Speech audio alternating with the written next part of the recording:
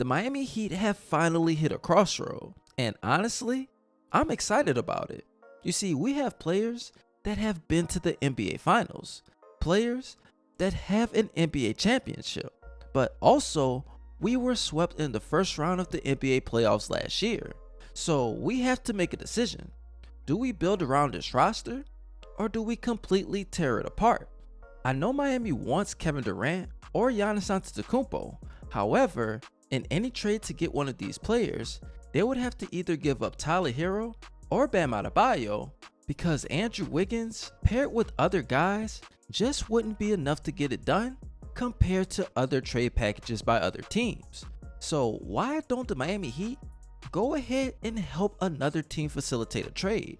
Lucky for you guys, I do have the perfect scenario, and I need you to listen closely because it actually makes sense. But before I get to the trade, make sure you guys like, comment, subscribe, and follow my Instagram pages. And I also have to ask you this question. Do you think that the Miami Heat should go on a full rebuild or make changes to the roster so they can run it back? And if they do run it back, how far do they get in the NBA playoffs? Moving on, let's get straight into the trade. This deal involves the Miami Heat, Phoenix Suns, Sacramento Kings, and the San Antonio Spurs. And the Miami Heat will get Bradley Beal, Demar Derozan, the number 14 pick, and 29th pick from the Phoenix Suns. The Suns end up getting Andrew Wiggins, Devin Vassell, Duncan Robinson, Harrison Barnes, and Kyle Anderson. The Kings, they get Grayson Allen, Kevin Love, Jaime Jaquez Jr., and the San Antonio Spurs get Kevin Durant. If you look at the screen, I put the trade up so you guys can actually see the full details. However, I want to get into why this deal would work. The Suns, they need to get rid of Bradley Beal. While his numbers were fairly decent, he just didn't work well with Devin Booker and Kevin Durant. So I know for a fact the Suns want him out of there, yet he has a no trade clause. While Kevin Durant is on an expiring deal this year, they will have to pay Beal this year and an additional year after that at the rate of $57 million. And that's just something that they can't afford, because Devin Booker, he is in his prime, and that's something that you don't want to waste. In this deal, you get Andrew Wiggins, Harrison Barnes, and Kyle Anderson as your Swiss Army knives. The guys that can do it all. They play defense, can score the basketball, and I can guarantee you they won't cause any problems in the locker room. As far as Duncan Robinson, we know what he came there to do, and that's shoot the three ball. As far as Devin Vassell, he is the young prospect that the Suns will need to pair alongside Devin Booker. Just last season for the Spurs, he was able to average 16.3 points, 2.9 assists, 4 rebounds, and shot 44% from the field and 36.8% from 3. He's a guy that is a 3-and-D player who has been working on his playmaking. So you'll be able to get guys that help you in the backcourt and will get you back into playoff form. And that's all the Suns could ask for. As far as the Sacramento Kings, all you really get rid of is DeMar DeRozan. Yes, he was your leading scorer on the team, averaging 22.2 points per game last season. However, he did shoot 32.8% from three-point land, and that's where Grayson Allen comes in. Just last season, he led the NBA in three-point shooting percentage at 46.1%. This year, he shot 42.6% from three. He also has the strong ability to navigate ball screens and maintain positioning on the defensive end. Then there's Jaime Jaquez Jr., a guy that had a good rookie season with Miami, but in his sophomore year, he saw noticeable regression, which reduced his playing time and scoring. And despite that, he does have defense abilities and post game that actually complements Domantas Sabonis. But last and not least, before we get to the Miami Heat, let's talk about KD and the San Antonio Spurs. Kevin Durant averaged 26.6 points, 4.2 assists, 6 rebounds, and shot 52.7% from the field and 43% from three-point territory last season. He'll be paired with De'Aaron Fox, Stephon Castle, Keldon Johnson, Jeremy Sohan, Victor Wembanyama, and if they keep the number 2 overall pick, Dylan Harper. If this team were to stay healthy, then I know for a fact that the league will be in trouble because KD is automatic.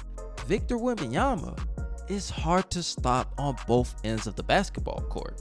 If they can find a way to work it out, then I expect them to be a top 4 seed in the Western Conference, and that's no debate. They can still go out and get a player or two and actually build depth onto this roster while the young guys are still learning. More importantly, they still have the number 2 overall pick, and with that, they can facilitate any type of trade that they want and try to actually get more depth. Now, last and not least, what we all been waiting to talk about is the Miami Heat. Why would they do something so dumb? Why would they get a washed up Bradley Beal, a Demar Derozan who's way past his prime? For me, I actually want to know, how much does Miami believe in Heat culture? Because if they do, then why not resurrect the career of Bradley Beal? The Suns fans wanted him to waive his no trade clause at the deadline last season, and to go to Miami, that just might be the wave. He only played 53 games last season. He looked lost at times. While he is only 31 years old, I think that there's still a lot left in the tank. DeMar DeRozan, he doesn't shoot well from the three-point line. However, he is a mid-range maestro. You pair that with Tyler Hero, Bam Adebayo, and Khalil Ware, that's a lot of leadership to fight against the Eastern Conference in the weak East. So the only thing that the Heat will have to blame is themselves, either coaching, the players, or the management. Because while we are giving away some depth, we'll still have Khalil Ware, Nikola Jovic, the 14th, 20th, and 29th pick in this year's draft, a loaded draft. So they'll be able to develop guys during the regular season, either through training or through actual gameplay. There will be a learning curve. And honestly, whenever a deal like this happens, we also have to look at the contracts. DeMar DeRozan and Bradley Beal will likely be gone at the same time. And if you look at the list of free agents, Miami will be in one of the best positions. They'll have players such as Steph Curry, Anthony Davis, Giannis Antetokounmpo, Nikola Jokic, Karl Anthony Towns, Donovan Mitchell, Trae Young, Luka Doncic, Brandon Ingram, Jalen Green, and the list just goes on and on. Some of these guys will be able to sign extensions. I'm not saying that they won't, but just look at the list.